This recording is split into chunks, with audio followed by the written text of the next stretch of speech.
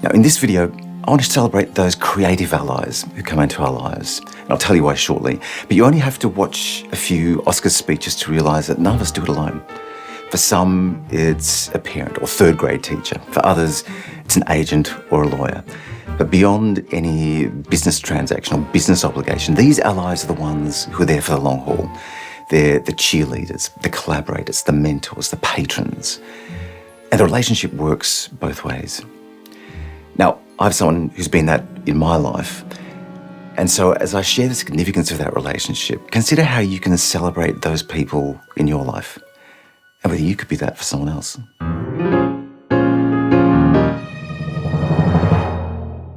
Hi, I'm Scott. You're watching Inside Musicals, the channel for all things musical theatre. Now, I've just come home from a funeral for a friend of mine, Kathleen, who's been a big part of my creative life for the past 15 years. Don't worry, I'm not going to get maudlin. Now, she never appeared in these videos in person, but I featured her work in a number of case studies on this channel because she very kindly gave me permission to divulge the kind of conversations that go on behind closed doors. Now, I can pinpoint a lot of turning points in my life where things just shift a little bit. Might have been casting opportunities, getting into drama school, graduating drama school, collaborating with friends on a show and touring Australia, being asked by a director to score a film. I knew absolutely nothing about film scoring, getting into film school, working with an orchestra for the first time. And they all felt momentous in the moment. My first introduction to Kathleen was nothing like that. It was very low key. It was at the launch of an album that I'd recorded with another friend. And Kathleen liked how I interpreted the vocals. She loved what I did with the orchestrations. And as we got talking, we realised we both shared a great love of Broadway and movie musicals.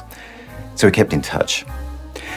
One day she called me about a song. She'd written some lyrics for a songwriting competition, but she needed a recording as a condition of entry. So she commissioned me to write and record the music. Now, it wasn't big money in the scheme of things, but I made this pledge to her. I said, I can do it fast and just churn it out without much thought, or if you give me time, I'll pay as much attention to detail as I would any big budget project. And she appreciated that. So when the song exceeded her expectations, what started as just a one-off project became a series of songs. And that's when we floated the idea of a full-length show. Now, Kathleen had never written for theatre before, but words had been core to her working life in education, in the corporate world, publishing novels, children's stories, poetry. So part of my job, in addition to composing, was translating her ideas for the stage. Kathleen often thought like a novelist, where you could just describe what's going on inside a character's head, or like a filmmaker, where you can have a close-up, the audience understands its significance. But those things don't always work the same way in theatre. So we had endless discussions about how to adapt those ideas for the stage. Now, we didn't always agree on everything, but even though she was a generation older than I was, she never once pulled rank and treated me like a child.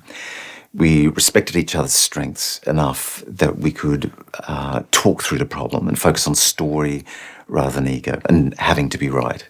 Now, sometimes that means conceding to the other person, but mostly it just meant a better story. And with Kathleen's persistence, we found a patron who was prepared to commission 20 songs for this musical and partly fund a development workshop. And within a year, we had a fully staged production. Now, I'm never going to get rich on the work that we've done, but we did it. We put it out into the world, and I'm proud of that. Over a 15-year period, we wrote about a dozen standalone songs in different styles, about half a dozen songs as demos for shows that never quite came to fruition, 24 songs for our full-length show, and we're about 6 songs into a brand new show. I don't know whether that'll ever be finished. But as an ally to me, Kathleen was a collaborator. She was a patron. As a composer, my work is very uncertain, and as modest as these commissions were, they often kept me going between other paid work. And then there's Kathleen, the cheerleader. She often had faith in me when I'd lost faith in myself. There's a point where I was going to give it up completely, but she saw something in me and she kept prodding. And for that, I'm eternally grateful. In the words of Stephen Sondheim, I'm still here. So today, give me some good news. Tell me about the Kathleen in your life, those creative allies who are there through thick and thin. Because those relationships don't just happen. These are things we nurture.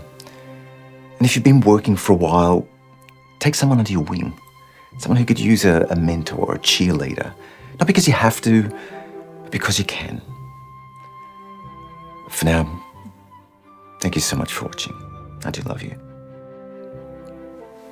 Now get out there and be brilliant.